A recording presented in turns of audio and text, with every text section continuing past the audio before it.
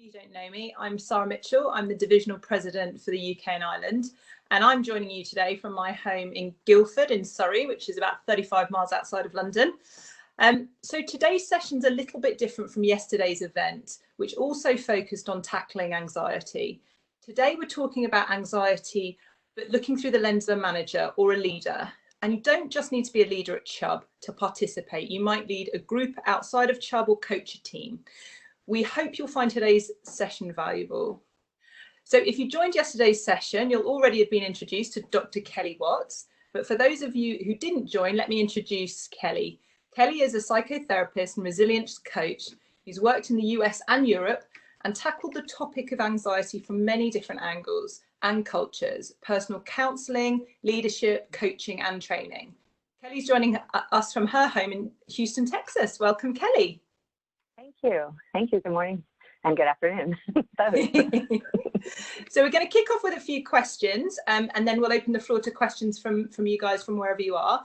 So Kelly, we've discussed briefly before, but as some people won't know, I'm a scientist at heart. I actually have a degree in medicinal chemistry before I joined the heady world of insurance.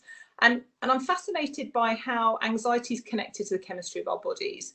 And I know you might have touched upon it yesterday, but can you talk about how people respond differently and how the leader, we can recognize it in our teams?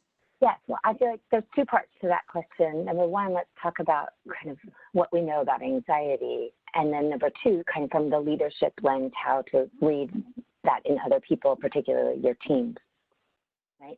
So what anxiety is considered technically a mood disorder if we go full-blown diagnosis, but all of us right now are experiencing some level of anxiety.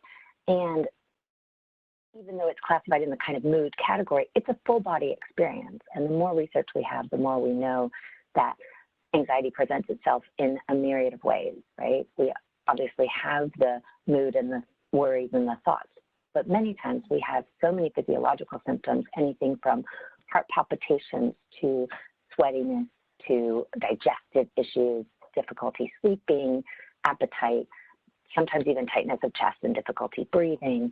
So there's loads of physical, manifestations of that anxiety.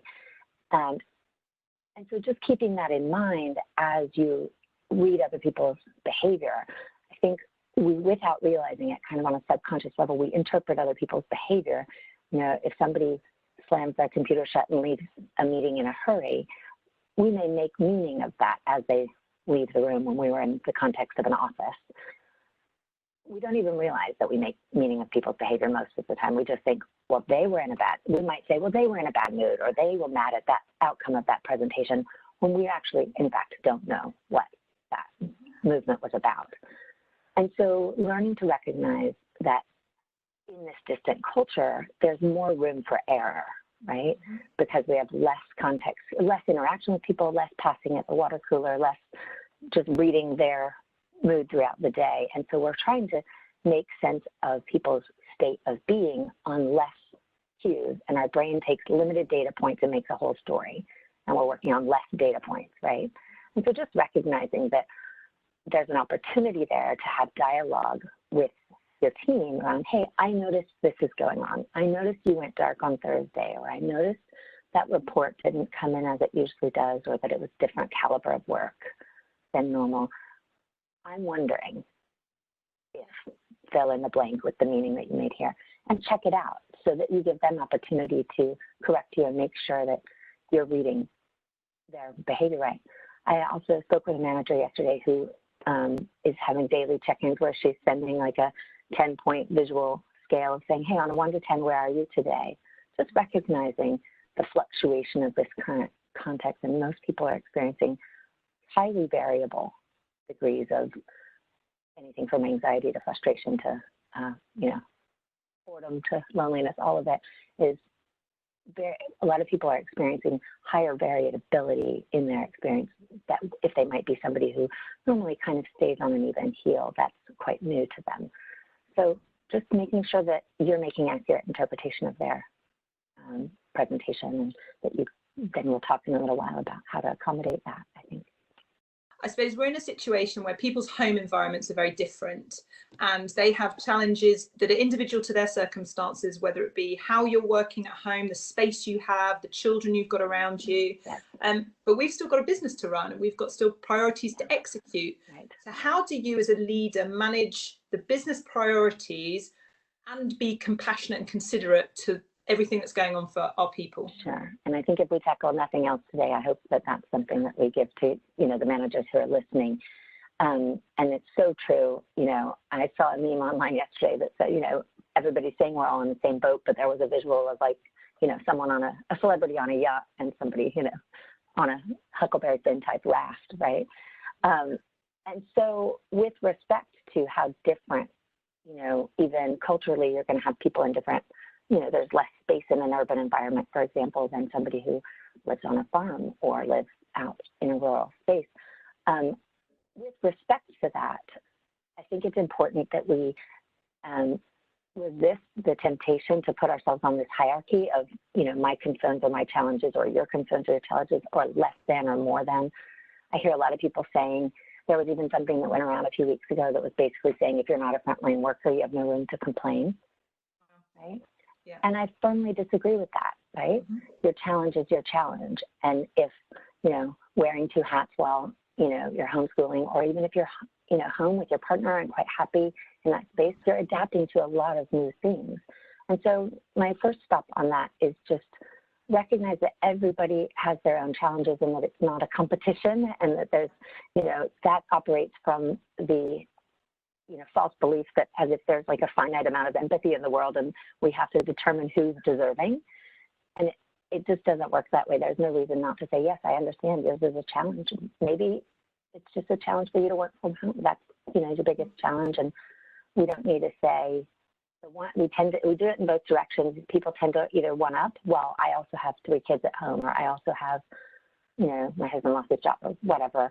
Those are the one up methods. Or we can tend to one down and minimize our experience by saying, well, I'm not a frontline worker, or everyone in my family is healthy. Neither of which actually helps you cope with what you're facing, right? So I think there's a middle ground, which is kind of like complain with perspective, right? With respect to the fact that no one in my family has been ill, or the fact that I'm not a frontline worker and mandated to be exposed, there are some challenges in my life that I think I want, to validate myself around. And as a leader, I think we can do that without trying to minimize or tell that person that that shouldn't be a challenge. So that's the first step. The other thing, and I know I'll speak to this because I know you're interested in the science, is what we know about the nervous system is that when we're activated, when we get validated, it calms us. When someone just hears us, you don't even have to agree with someone, but if you just say kind of, okay, I hear that this is a struggle, right? As a manager, I think that you can set the tone by sharing first when you're having challenges, if you're willing to do that. And they don't have to be, there's within reason, right? You don't have to tell someone what the conflict with your spouse is to say, yeah, we're having strains in our family. Everybody's on edge. Sometimes I find it interesting because sometimes, I certainly, I have a team of people and they lead and manage big teams as well. And a lot of them will prefix, when I say, how are you doing? They will prefix it with, yeah, I'm okay, but I haven't got anything to complain about. And I'm thinking that's that sort of judgment piece, which is, I'm okay because none of my family are frontline workers. I have a decent sized home. I've got, children that are grown up. So they almost pre-validate that they should be okay, even though they might not be. And sometimes I find that a bit of a challenge to unlock, because they're sort of saying, I'm fine, but I'm thinking, are you really fine? How do you deal with that? And then I know if anyone listened to, the part of this series that was the discussion with Sean Aker, he touched a little bit on, what did he call it, happiness anxiety. Because I think there are some people that genuinely are fine, and good for them. I genuinely, good for you. And I know we discussed when we had a chat before about how do you, not force someone to disclose it or push them to need to feel any sort of way. But also, it's okay to not be okay, and to normalize the fact that, especially in this context, but what I'm hoping is that normalizing moments of being not okay comes with us outside of this, working from home and new world. I hope we take that with us. And so I think of it as kind of, if we think of it as two levels, right? So in I speak Spanish, so bear with me while I share this example. In Spanish, they have two forms of the verb to be, right?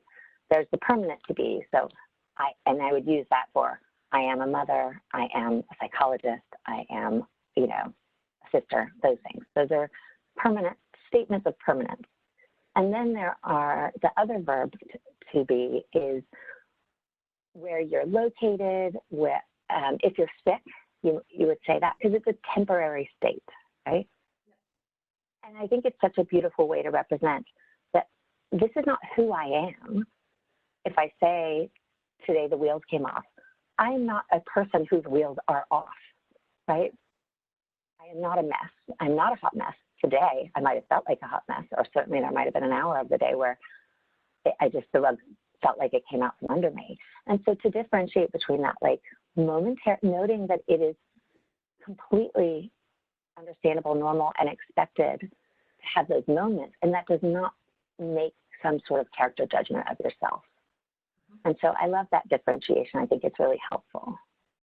Yeah, no, I completely agree. And I also think it's, you know, it's our role as leaders to be able to open up to our teams. And with some teams, you will have a better relationship and you'll be able to, when we chatted earlier, you know, there are people that I will have in my team that I know when something's wrong with them because I know them better. It may be a one-line email that says, I've spent 4 hours dealing with something today, and I'll think, uh-oh, there's, you know, something's awry there.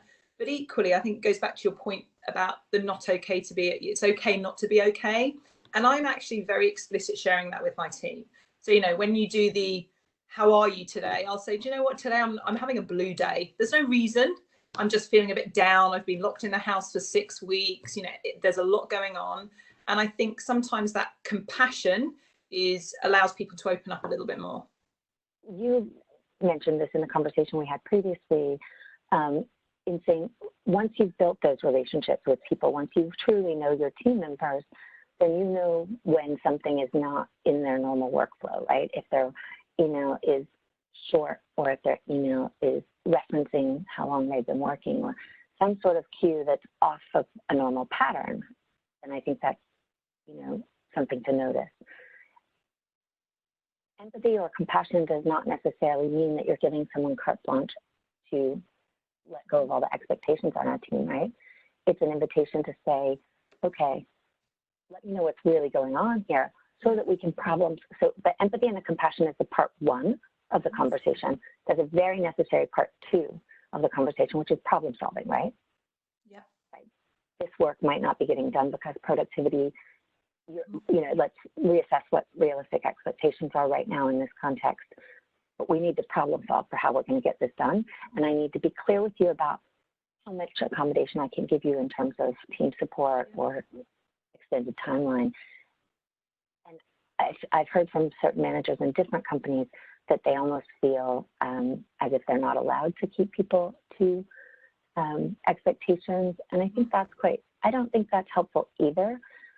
Because we know from research around depression and anxiety that the best thing managers can do is adjust communications and have a constant conversation going, but maintain, it's helpful for us to need to answer to some deadlines and some people, you know, it maintains some normalcy.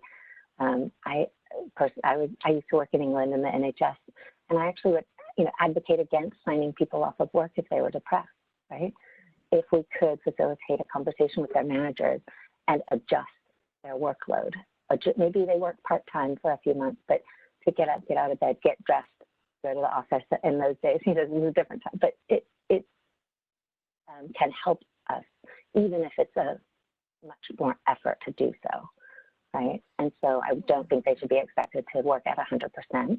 I don't know, you know, who is at the moment, but adjusting that and having a constant dialogue and saying, okay, could this person help you? We can extend that a week, and then we're going to check back in, right? And working with those fluctuations and hoping that, but if the dip stays constant or continues to dip, then other measures need to be employed, right? Yeah. And that's quite a good segue. I suppose if I look at Chubb, I think, you know, we're a high performing culture, and, you know, certainly myself and others, I'm sure, feel like your role as a leader has expanded. because you're dealing with all of the COVID related questions and challenges that we're facing as a business, and you've got a normal day job, and hopefully we're all taking a little bit more care of our teams, but equally the day has merged, you know, that there is no start and there is no finish, and we've all got a lot more to do. So I suppose it's just thinking about some tips and techniques that, you know, can help us bring that alignment and start and finish points. Sure. Well, and I'd like to add some at the end, but you shared your practices with me, and I think it might be helpful if you don't mind sharing, you know, how you're handling it, and then I can expand on that if you'd like. Yeah, so I'm people that don't know Guildford in Surrey, I live pretty much in the middle of nowhere, so I am the person who lives on the farm. And I'm very fortunate. I have horses, which, as I say to people who always tell me their daughter or son is into horses, I said, you might as well set fire to your money. It would be a better way to spend it. But it does give me a start and a finish to my day. So I get up early still. I ride a horse before my day starts. And then at the end of the day, and that end may be 6, it may be 7, I go for a run. And even if that run is sort of 40 minutes, for me, it is a very clear finish line that I'll go. And if I need to come and do stuff when I get back, I will do that. But I will tell my boss or anybody else who needs to get hold of me that you can't get hold of me for that 40 minutes. I don't think anybody would want to try and talk to me while I'm running. But equally, for me, I know that at that point in time, I've got 40 minutes where my brain's switching off from work. And then usually, if I do have to pick something up when I come back, it tends to be, I'd say, smaller issues. So tying up things. By that point in the day, everybody wants to be done. But for me, having that start and finish, even if it merges a little bit, gives me a clear delineature between daytime and nighttime. Mm-hmm. Absolutely. It's such a good practice. We used to have that context cue, right? We would leave our home, we would go to the office, and we kind of have this changing of hats ritual. Mm-hmm. Even if it didn't feel like a ritual, we got in our car, we drove, you know, and sometimes there's 15 steps of going to the gym, stopping for coffee, and all of those are ripped out from under us in this context, right? So I think it's important to create those rituals at home, because we have a lot of research on multitasking, right? There's this temptation to think that you know, it used to be a kind of bragging right moment if I'm good at multitasking. Well, the truth is no one is good at multitasking. You might think you're good at multitasking, and you're not. Our brains work the same way as having all the tabs open on our computers, right? Nothing's as efficient. And so the more you can monotask, the more you can signify to yourself, I am parenting, I am working, I am eating. You know, there's research, eating in front of the TV, you know, doing one thing at a time is incredibly helpful to your mental health, to your physical health. There are a myriad of implications. So whatever those signals are, you know, if you can go for a horse ride and a run, fantastic. It might be closing your computer and clearing up your workspace. It might be lighting a candle. It can be a number of things. I know not everything that we're mentioning is available to everyone, but something will be available to people, you know. So creating that mental shift, something, you know, when I close the door to my study, I'm done, I'm out of there. So I think that's key. And I think the other thing that as managers, I'd just like to emphasize is checking in with people about how they're managing those parameters in their own ways. Hear about different people's practices. It will spark ideas for each other, and that people will be inspired. And it's also you holding people accountable to taking care of themselves. You're saying to them, you're modeling it, you're showing them how you do it, and encouraging them to find their own way. I think that's really key. And I think, I know we've got a couple of questions which we'll move to. I also think, you know, from my perspective, it's really important to realize that as a leader and as people within your teams, that, you know what, if you need help, you put your hand up, and that the organization will respond as best it can. And, you know, for me, certainly in the UK, it feels like we're now at that pivotal moment. 6 weeks into lockdown, you know, people are starting to feel the strain. They're feeling isolated from their work colleagues. Whatever in your normal life you miss, it's now becoming more amplified. And so, you know, I am certainly hearing that, you know, some people are doing fantastically, but some people are starting to say, I'm not comfortable with this anymore. And that anxiety is manifesting in multiple ways. So, you know, I suppose from my perspective, I'd always encourage us as leaders, but also to encourage your teams that, you know what, if you don't think they're okay, you know, put your hand up, ask for help, because there are some great resources in our organisation to be able to do that.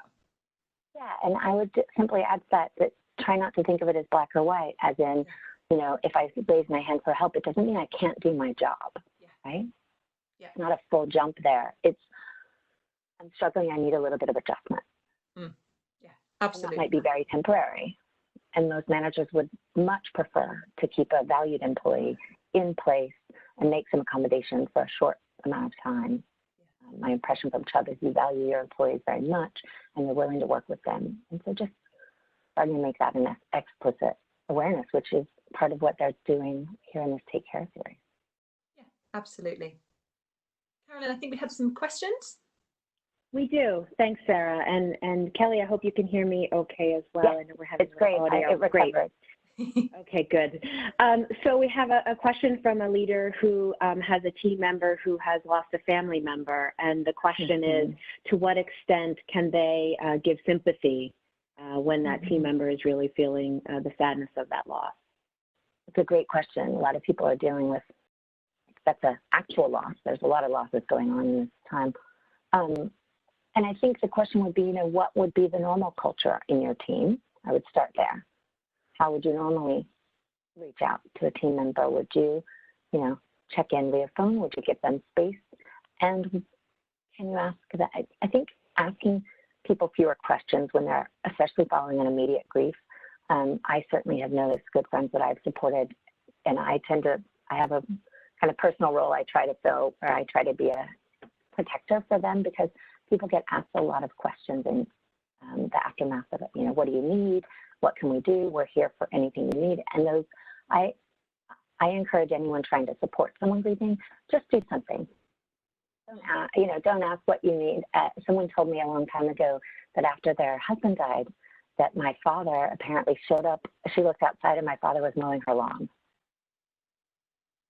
And I think Toni Morrison speaks to that in one of her writings. She talks about, you know, don't tell someone, don't ask someone what they need, just show up with a vacuum and a mop. You know, I think even if you bring, you know, here in the States, I don't know what the culture is where everyone who is listening is, but here in the States, people tend to bring a lot of food. And maybe it's excess and maybe it goes to waste, but I think any gesture is appreciated. And I think that those are all kind of general answers. As a manager, I think the conversation needs to, in addition, be thinking about how to adjust the workload of that person. And with clarity and conversation with them, hey, here's my plan. I'm going to take this project and let it go on hold. I'm going to take this other project, give it to this other person. I want you to take whatever is reasonable, and then let's check in on whatever date to make a new plan for the next week, and make it kind of short-term adjustments and check-ins, because depending on their situation, I know people who are wanting to work right now. It's helping them. And so you also don't want to remove that without discussing it with them. So I would just be in dialogue, because each person's different in what they want and what they need. Another question has come in from a leader in the U.S. As the U.S. states start to open and Chubb prepares for return to work in phases, we will experience a different kind of anxiety in going back to the office. Are there any tips for how to prepare for that? I imagine I know enough about the thoughts that are going on that it's going to be a thoughtful process, which I think helps, right? Doing things in an intentional way, letting people know that there's been thought that goes into how it's being done, I think soothes most people to some degree. Other thing I think that's going to occur that we should just expect as an experience is that we are going to think that we're making safe choices, and then we're going to be in a situation that physiologically we have that anxious response to.